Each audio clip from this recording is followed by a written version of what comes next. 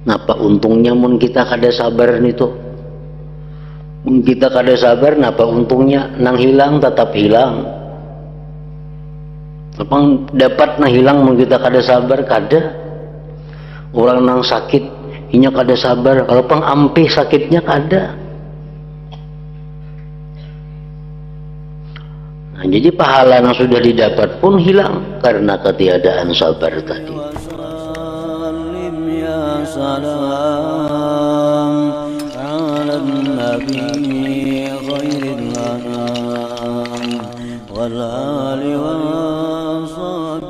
Bismillahirrahmanirrahim. Alhamdulillahirabbil alamin.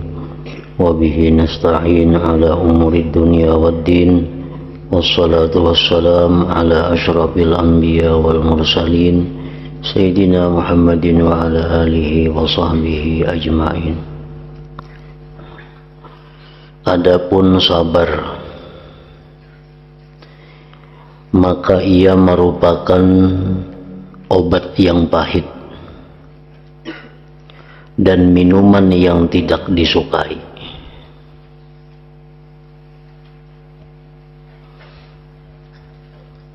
Sebagaimana sabar itu maknanya adalah pahit pada logat,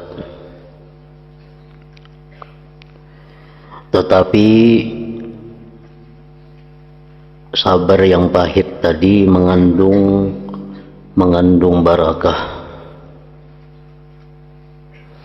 dan menarik setiap manfaat, serta menolak segala mudarat dari diri engkau. Apabila obat adalah begini sifatnya,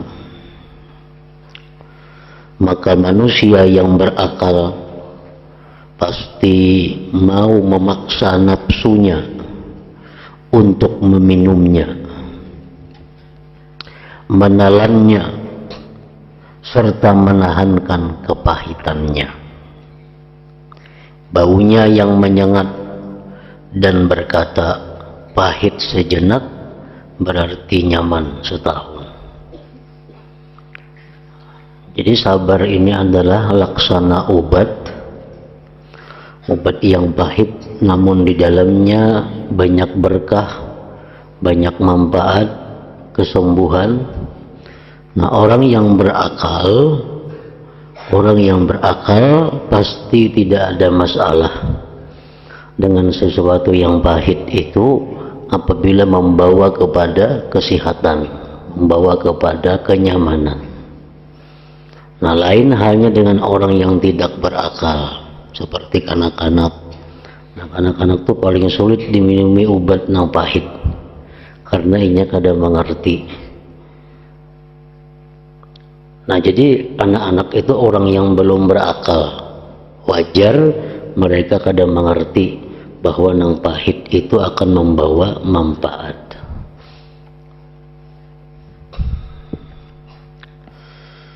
Manfaat-manfaat yang didapat dari sabar.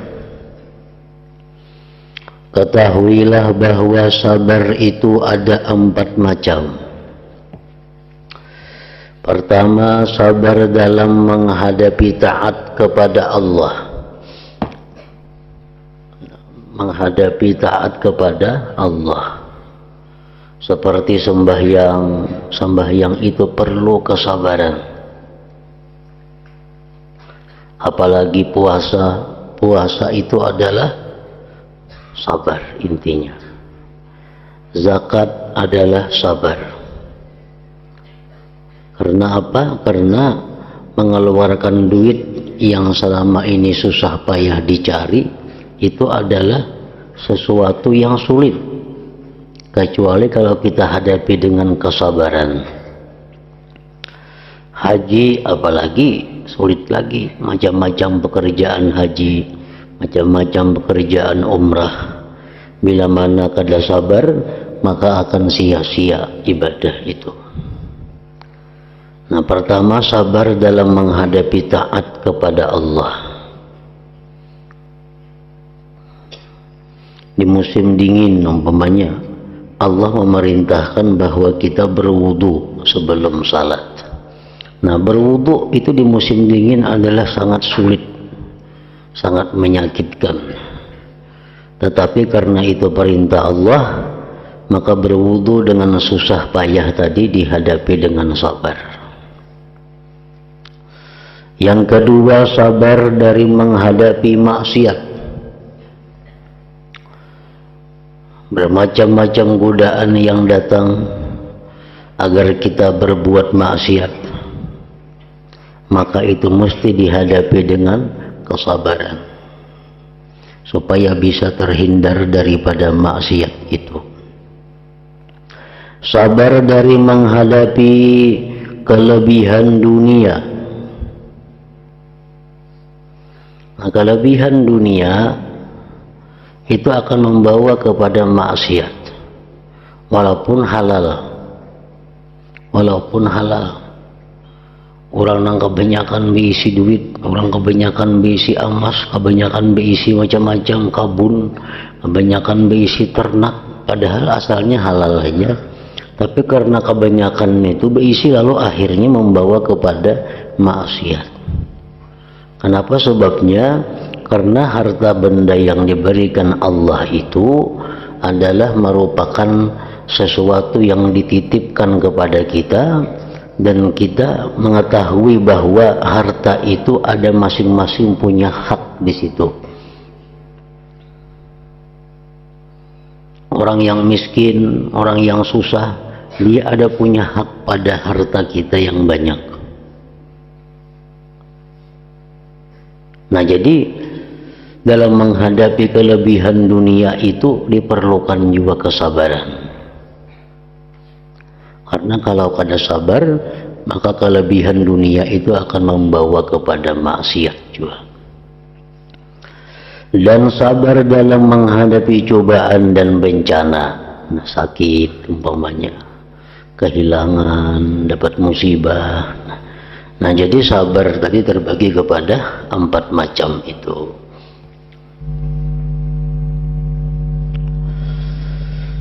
Apabila seseorang sanggup menanggung kepahitan sabar dan mampu bersabar dalam 4 tempat tadi, maka ia akan bisa taat, bisa istiqamah, dan memperoleh pahalanya yang besar di akhirat.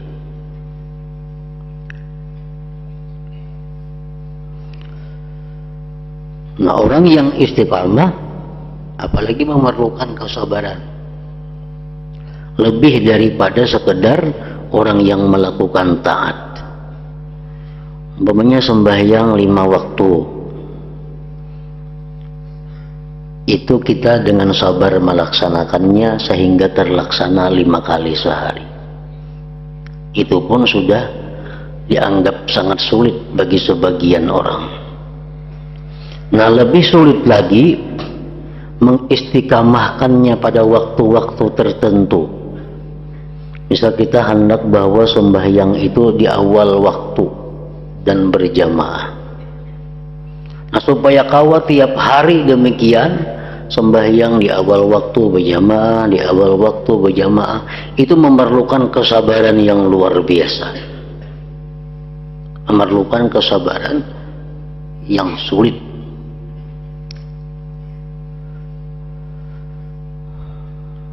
Jadi untuk satu taat diperlukan kesabaran, apalagi untuk istiqamah dalam taat itu lebih lagi diperlukan kesabaran.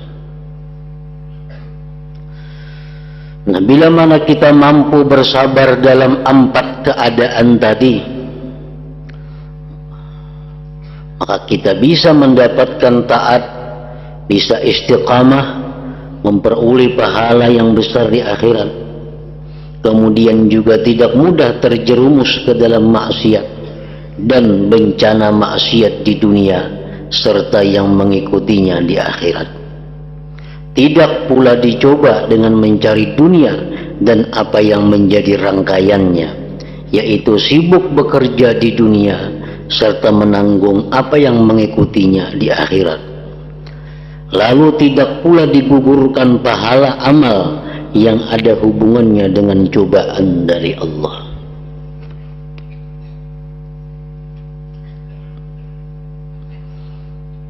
Cobaan-cobaan itu bisa menggugurkan pahala kalau kita kada sabar.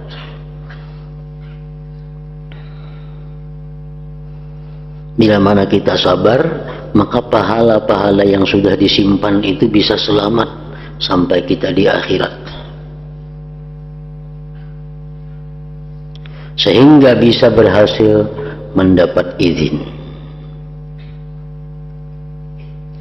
Sebab sabar dalam taat dan tingkatan-tingkatannya yang mulia, pahalanya serta takwa, zuhud, ganti dan ganjaran dari Allah, ganjaran besar dari Allah Subhanahu wa taala.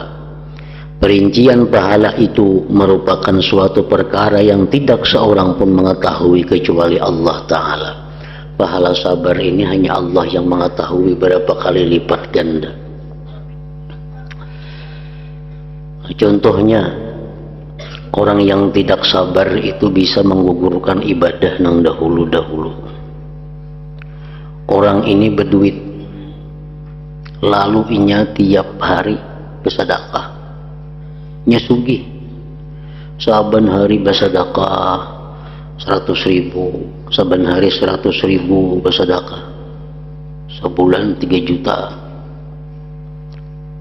bertahun-tahun nyesugih tadi bersedekah tiap hari 100.000, sehingga mau dihitung dah sedekahnya itu miliaran jumlahnya, miliaran. Lalu si kaya yang sosial ini suatu saat dia dapat musibah, musibahnya menghabiskan seluruh hartanya, hartanya habis.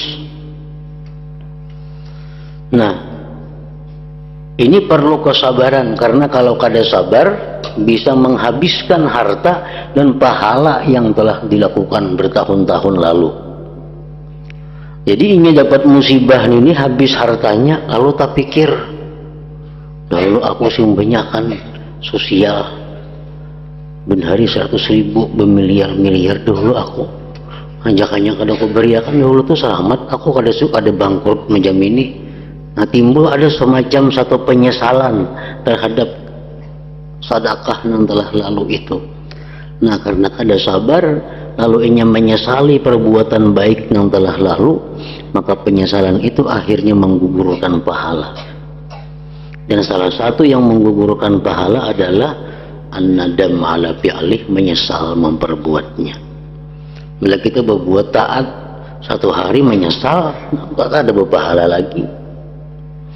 Lalu kita membantu orang, nah membantu orang habis-habisan,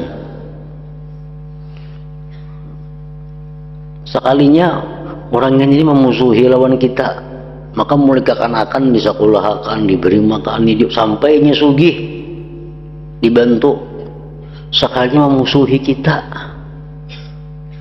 Lalu kita ini menyesal mengkusinya itu. Nah, bila kita menyesal, maka pahalanya kada lagi. Dan kita bertahun-tahun mengkusinya, membantunya itu. Dan itu cobaan, cobaan dari Allah. Bahwa orang yang selama ini kita bantu itu ternyata menyakiti seorang, memusuhi seorang. Itu cobaan Allah kepada kita. Bila kita kada sabar, menyesal bahariku hukum membantuinya, nah, jadi kada berpahala lagi. Nah, jadi diperlukan juga kesabaran ini agar ibadah-ibadah yang dahulu tetap utuh, tetap sempurna, kada tagarak apalagi terhapus. Nah, itu sabar juga diperlukan.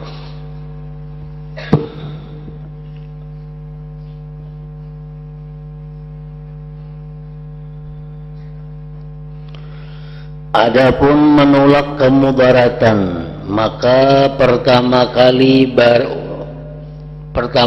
orang yang bersabar dapat melapangkan dirinya dari kesukaran, keluh kesah, kepayahannya di dunia, memikul dosa dan siksanya di akhirat.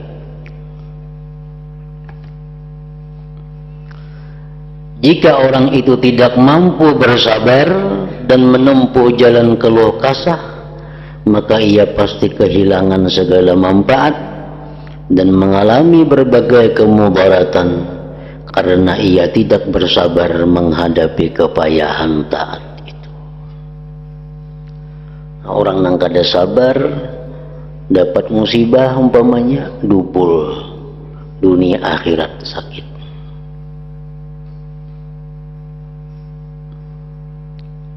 Di dunia sudah musibah, di akhirat pahalanya kadada, bahkan dia disiksa karena dia berkeluh kesah, karena dia tadi kada sabar.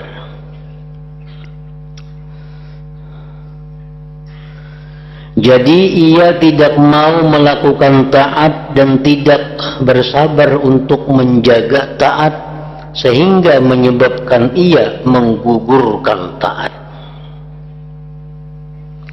Atau tidak sabar mengekalkan taat, maka tidak bisa sampai pada kedudukan yang mulia dari derajat istiqamah. Ya tadi kita taat itu sudah perlu kesabaran. Untuk mengekalkan taat itu supaya rutin, itu perlu kesabaran pula. Atau tidak sabar menghadapi maksiat, ada sabarnya menghadapi godaan maksiat itu yang menyebabkannya terjerumus ke dalam maksiat. Atau tidak sabar menghadapi fudul, kelebihan perkara yang tidak ada gunanya, yang menyebabkannya sibuk dengan fudul, kelebihan-kelebihan dunia. Dunia datang bakaliwaran lawan inya. Atau tidak sabar menghadapi bencana yang menyebabkannya terhalang dari pahala sabar. Kadang-kadang memperbanyak keluh kesah sehingga kehilangan ganti pahala musibah karenanya. Jadi ia menanggung dua musibah, kehilangan sabar satu serta kehilangan ganjaran sabar dan ganti musibah. Turunnya perkara yang dibenci dan terhalangnya sabar. Orang dapat musibah itu berpahala, nang kedua diganti Tuhan pulang, tapi dengan catatan sabar. Pahala diberi Tuhan, nang hilang itu diganti oleh Tuhan.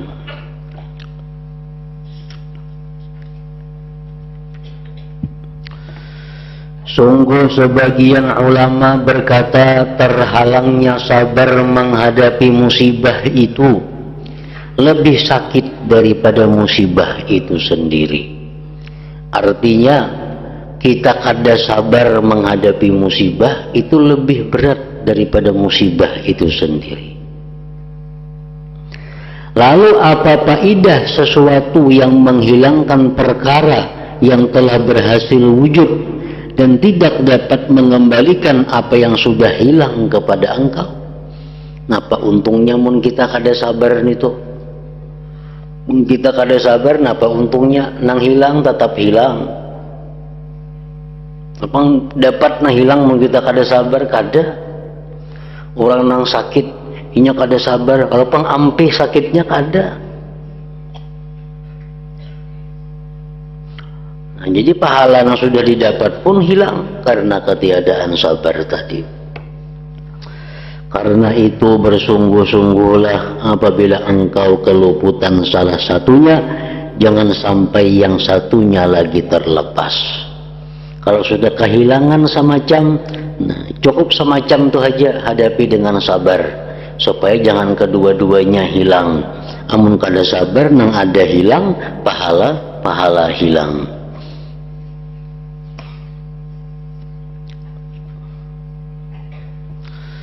Di antara perkataan yang mencakup yaitu apa yang diterangkan oleh sebahagian ulama, bahwa Sayyidina Ali pernah menghibur seseorang dengan berkata, kalau engkau bersabar, takdir Allah tetap berjalan. tetapi engkau memperoleh ganjaran. Dan kalau engkau berkeluh kesah, takdir Allah tetap berlaku, tetapi engkau menanggung dosa. Dasar kita lagi hendak napa yang didapat sesuatu nang kada nyaman, sesuatu nang menyakitkan, itu pasti ada di dalam dunia ini.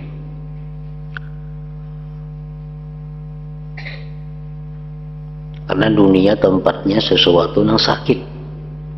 Kadakawa orang di dalam dunia ini hendak nyaman, ngarannya gin dunia.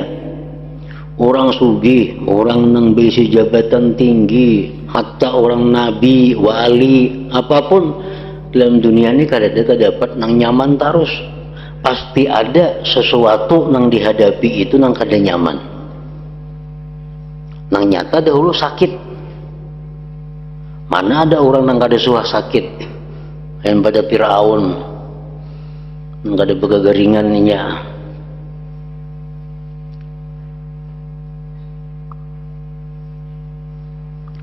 Nah, jadi keadaan manusia dalam dunia sudah demikian. Dunia tempatnya penyakit, tempatnya musibah. Nah, kita hidup di dalam dunia ini mesti bermodal ngarannya sabar itu. Mau kada mau. Setiap ada di dalam dunia ini kenikmatan, di belakangnya itu ada penyakitnya, ada bahayanya. Itulah dunia. Lain surga. Surga itu kenikmatan murni, kenikmatan, kada ada ipik sampingnya. Dalam dunia kita makan nang manis-manis, nang bergula-gula, salis makan kada ingatan. Katuju makan nang pada-padas, nyaman. Kaina mah jantamnya. Nah, lain di surga. Nah, apa aja yang dimakan nang nyaman sebanyak-banyaknya kada ada ipik samping. Jadi dunia ini memang demikian diciptakan Allah. Allah memberikan kita ilmu supaya kita bersabar menghadapi demikian itu. Nah, perkataan para ulama, talabur raha fid dunya muhalun. Mencari kelapangan, mencari kebahagiaan, talabur raha fid dunya, di dalam dunia ini muhalun, mustahil. Artinya kenyamanan diri. Nah, mau kenyamanan ibadah tuh kawah aja dicari di dunia ini. Kayak apa supaya nyaman beribadah tuh ada jalannya. Kayak apa supaya nyaman sembahyang ada caranya. Kayak apa supaya nyaman berzikir tuh kawah dicari. Amun kayak apa supaya nyaman hati bahagia dalam dunia, awak nyaman, kemana mencari? Kada ada. Kemana aja pasti ada kada nyamannya itu. Talabur raha fid dunya muhalun. Mencari kelapangan, mencari ketenangan di dalam dunia ini mustahil.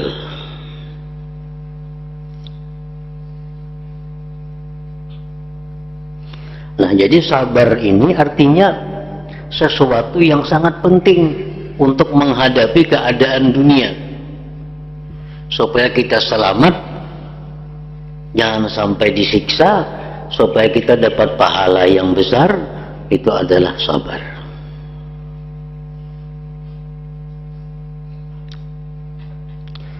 Secara ringkas dapat dikatakan bahwa memutuskan hati dari rintangan yang sudah terbiasa dan mencegah nafsu dari melakukan kebiasaan-kebiasaan yang sudah mengakar dengan tawakal yang murni kepada Allah dan meninggalkan mengatur persoalan, melainkan menyerahkan sepenuhnya kepada Allah tanpa mengetahui rahasianya, serta menahan nafsu dari membenci dan berkeluh kesah, padahal nafsu cepat kepada membenci apa yang dihadapi, memaksa nafsu supaya tetap riba dan menelan obat pahit.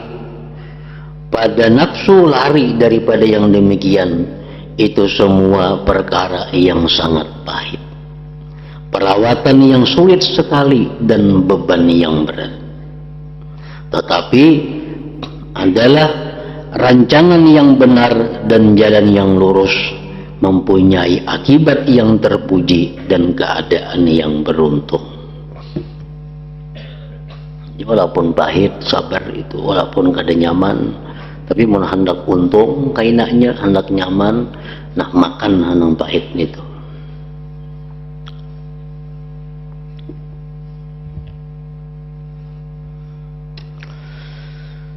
Coba bagaimanakah pendapat engkau mengenai orang tua, kuitan, abah mama, kaya yang balas kasih kepada anaknya. Abah mama ini sugih dan sayang lawan anaknya. Apabila orang tua itu tidak memperbolehkan anaknya yang dikasihi itu makan kurma atau apel karena mata anak itu sakit, dan menyerahkannya kepada guru yang keras demi kebaikan si anak, yang menahan anak itu sepanjang hari di dekatnya sampai bosan, orang tua itu juga membawa anaknya ke tukang bakam untuk dibakam, sehingga si anak merasa sakit dan gelisah. Apakah orang tua yang bertindak semacam ini karena pelitnya? Bagaimana engkau dapat menyebutnya pelit padahal ia memberi kelapangan sosial kepada orang lain? Ataukah karena ia ingin menghinakan anaknya, sedangkan orang tua itu selalu menyimpan harta yang sudah berada di tangannya untuk keperluan anaknya? Ataukah orang tua itu mempunyai maksud hendak memayahkan anak dan menyakitinya karena membencinya, padahal anak itu merupakan pendingin matanya dan buah hatinya? Seandainya anak itu ditiup angin kencang sedikit, orang tua tentu merasa keberatan. Semua itu tidak benar. Kita berisi kuitan nang sugih, berisi kuitan nang sayang luar biasa kepada kita. Tahu-tahu kuitan tadi melarang, "Kamu jangan makan ini, kamu jangan makan ini." Kalau kuitan kita nang sugih nang penyayangan tadi pulang menyerahkan kita kepada guru nang kejam, dan didiamakan di rumah guru nang gubuk itu, ada rumah seorang kayak istana. Nah, apakah kuitan itu pemalarkah? Tiap pemberian halawan orang-orang. Kemudian pulang si anak diserahkan kepada tukang bakam, dibakam. Si anak menderita kesakitan. Apakah kuitan ini kada sayang kalawan anak? Padahal anak itu adalah pendingin hatinya.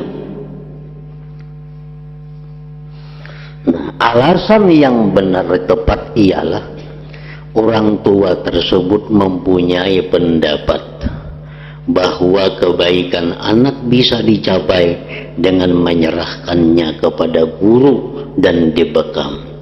Sedikit kesulitan dan sakit sebentar itu bisa menyampaikan si anak kepada kesenangan yang banyak, manfaat yang besar. Nah, itu nang bujur.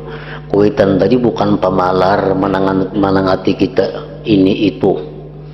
Kuitan kita bukan kada sayang menyuruh kita begana di rumah guru nangka itu nang kejam. Kuitan itu bukan kada sayang sidin membawa kita ke tukang bakam untuk dibakam. Nah, semua itu sidin lakukan adalah karena sayang. Karena sidin melihat bahwa nang sakit-sakit satu mat ini akan membawa kebahagiaan dan kelapangan yang selama-lamanya bagi si anak. Nah, itu nang bujur-bujur kuitan nang sayang ngarannya. Kuitan nang bujur-bujur sayang lawan anak itu adalah kuitan nang menyelamatkan dunia si anak dan akhiratnya. Itu kuitan nang bujur-bujur sayang lawan anak. Bagaimana pula pendapatmu tentang dokter pandai yang berkehendak baik, lagi pula mencintai pasiennya, ketika ia melarang si pasien minum, padahal pasien itu sangat dahaga. Malahan ia memberikan obat pahit yang sangat dibenci pasien, yang membuat pasien itu mengeluh? Apakah tindakan dokter semacam ini karena memusuhi si pasien dan ingin membuatnya lebih sakit? Tentu tidak. Kamu jadi dokter kada boleh minum dulu. Berapa hari, 2-3 hari kada boleh minum banyu. Pada seng hausan pasien. Ini obat, nah makan. Obatnya saling pahitan. Apakah dokternya benci ke lawan pasien itu? Maka dikaitui, apakah dokter ini memusuhkan lawan si pasien itu? Tentu tidak, tentu tidak. Bahkan itulah kehendak baik dan berbuat baik, karena dokter yakin bahwa bila pasien itu dituruti kehendaknya ingin minum, maka bisa menyebabkan kematiannya.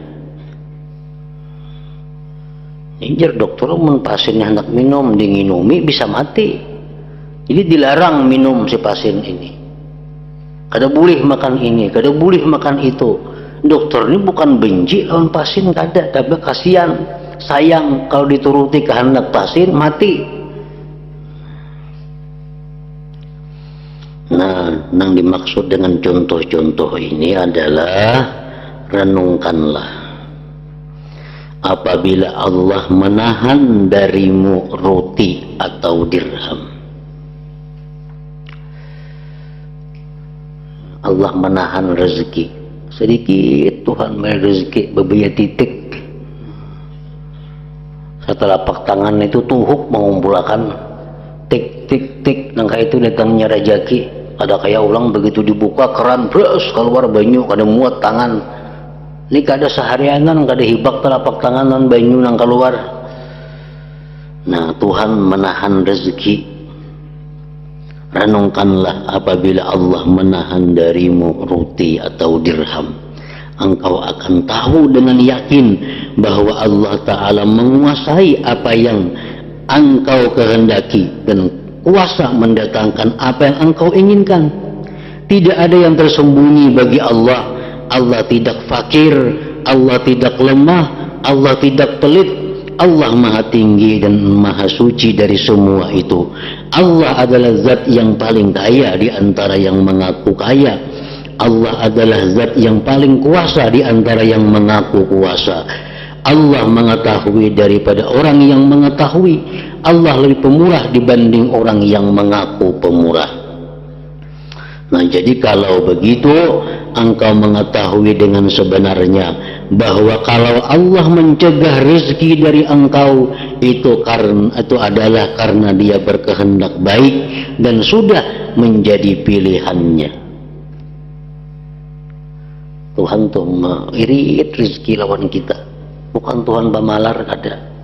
Tuhan tuh ada sayang, enggak ada. Tapi Tuhan tahu, amun ke Tuhan ini kuluruk rezeki, ini bahaya, bisa lupa diri orang ini.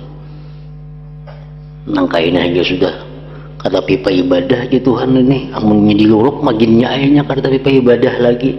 Nah, demikian kalau Tuhan tuh sayang kepada manusia, sayang kepada seseorang. Tapi mun Tuhan kada sayang, yang lain kisahnya. Dilanjurnya oleh Tuhan, dilanjur.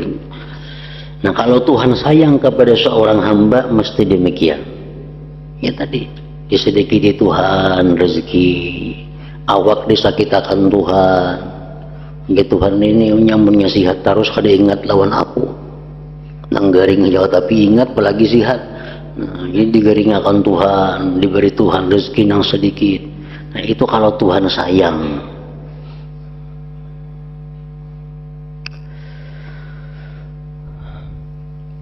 Bagaimana tidak begitu sedangkan Dia telah berfirman, khalaqalakum ma fil ardi jami'a, artinya Allah menciptakan buat kalian apa yang ada di bumi seluruhnya. Bagaimana tidak demikian sedangkan Allah adalah zat yang memberikan ma'rifat kepada engkau, ma'rifat yang tidak terbandingi oleh dunia seisinya. Dalam hadis masyhur disebutkan bahwa Allah Ta'ala berfirman, ujar Tuhan, inni la azudu awliyai an na'imid dunya kama yazudur ra'ish syafiq ibilahu min mabarikil irrah. Sungguh aku jar Tuhan mencegah para kekasihku dari kenikmatan duniawi, sebagaimana penggembala yang mengasihi untanya mencegah unta itu dari tempat berkembangnya kudis. Penggembala nang sayang lawan kambingnya, nya kada mau sebarang andak kambing itu pasti diitihi mana tempat nang sihat, mana tempat nang nyaman. Maka itu juga kalau Allah itu sudah mengetahui bahwa kekasihnya ini mun kaya kena terganggu hubungannya kepada Allah, maka hamba yang disayangi Allah ini akan ditahan dunia daripadanya. Dengan ditahan dunia daripadanya, maka hamba ini selalu ingat kepada Allah, selalu berzikir, beribadah kepada Allah. Apabila Allah menguji engkau dengan kesengsaraan, maka ketahuilah dengan yakin bahwa sebenarnya Allah tidak perlu menguji engkau dan mencoba Allah. Allah Maha tahu tentang keadaan engkau. Allah mengetahui kelemahan engkau. Allah sangat balas kasih kepada engkau. Tidakkah engkau pernah mendengar sabda Rasulullah sallallahu alaihi wasallam, "Lallahu ta'ala arhamu bi 'abdihil mu'min minal walidati syafiqati bi waladiha." Artinya, sungguh Allah itu lebih balas kasih kepada hambanya yang mukmin daripada ibu yang balas kasih kepada anaknya. Mama sayang lawan kita, sayang lagi Allah kepada kita. Nah, apabila engkau telah mengerti apa yang kuterangkan ini, engkau tentu tahu bahwa Allah menurunkan perkara yang tidak engkau senangi itu hanya untuk membaguskan diri engkau. Allah memberikan kita sesuatu yang kada nyaman itu adalah untuk membaguskan diri kita. Jangan dipadakan Tuhan mencoba. Tuhan kada bercoba-cobaan, Tuhan sudah tahu sama dengannya. Ini cobaan Tuhan. Bukan Tuhan mencoba kita apakah beriman atau kada. Tuhan tahu ya sudah kayak apa hasilnya. Nah, cobaan itu untuk kita.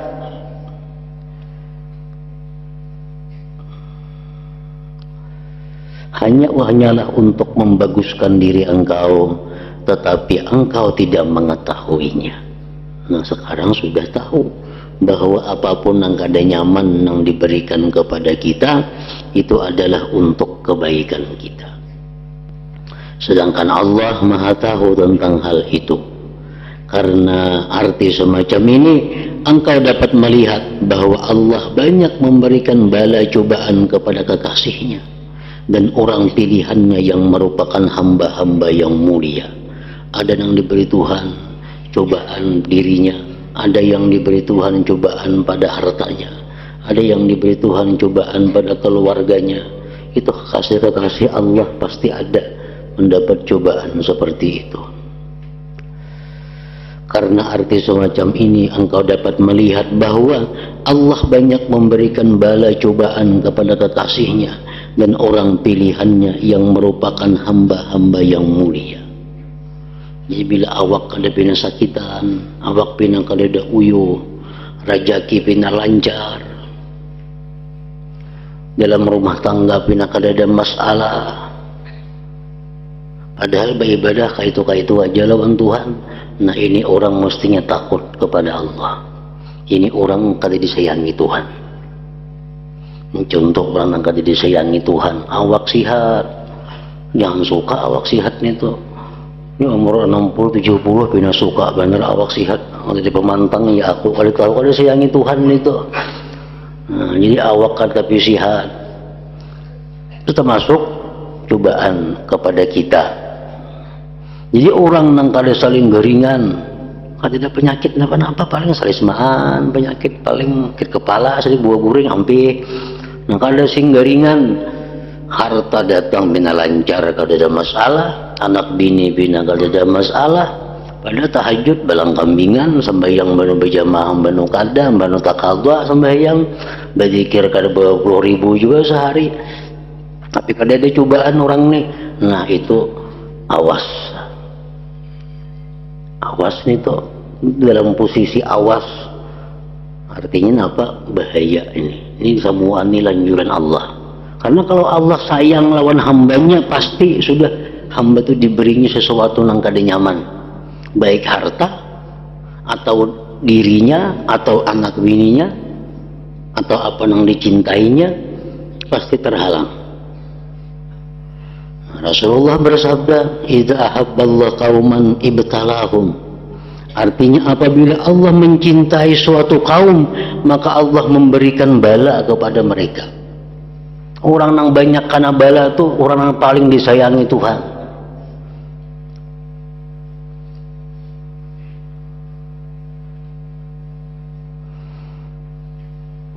Apabila Allah mencintai suatu kaum, maka Allah memberikan bala kepada mereka.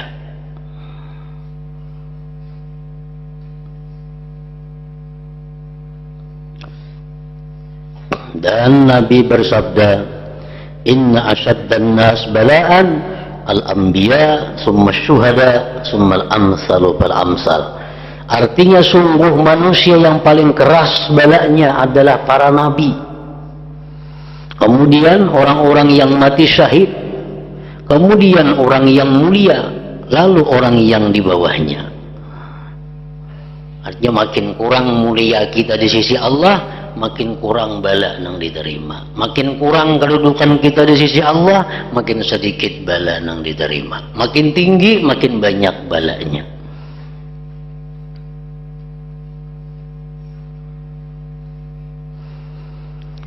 Jadi apabila engkau melihat Allah menahan dunia dari engkau atau memperbanyak kesusahan dan bala kepada engkau, maka ketahuilah bahwa engkau adalah seorang yang mulia di sisi Allah.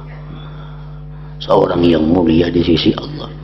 Dan engkau mempunyai kedudukan yang luhur di sisinya.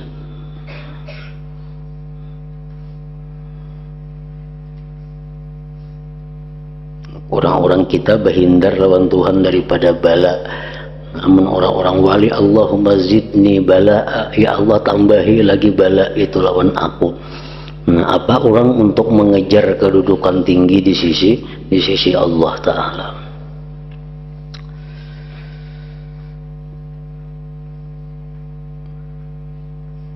Allah menjalankan engkau di jalan para kekasihnya.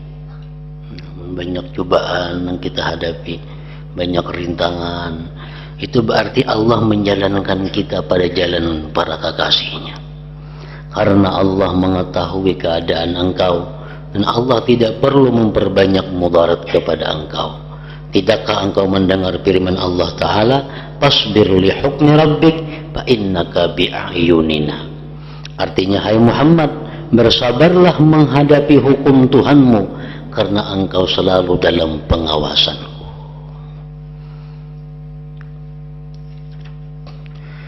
Tetapi ketahuilah anugerah Allah yang diberikan kepada engkau mengenai apa yang dijaga oleh Allah, yaitu apa yang membaguskan diri engkau.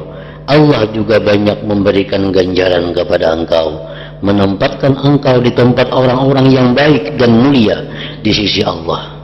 Betapa banyak kesudahan yang terpuji dan karunia yang mulia. Semoga Allah memberikan taufik dan anugerahnya kepada kita semua. Amin ya rabbal alamin.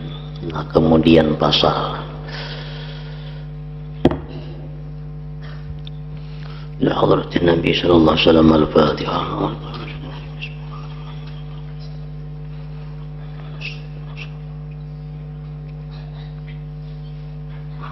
Bismillahirrahmanirrahim. Alhamdulillah rabbil alamin wa salli wa sallim ala sayyidina Muhammad wa alihi wa sahbihi ajma'in. Allahumma ighfir lana ma akhta'na wa ma ta'ammadna wa ma asrarna wa ma a'lanna wa ma asrafna wa ma anta a'lam bihi min antal muqaddim antal muakhir la ilaha illa anta. Allahumma nafa'na bima 'allamtana wa 'allimna ma yanfa'una wa zidna fahman wa ilman wa amalan wa hudan wa tawfiqa bi rahmatika ya arhamar rahimin. Sallallahu alaihi wasallam Muhammad wa alihi wa sallam.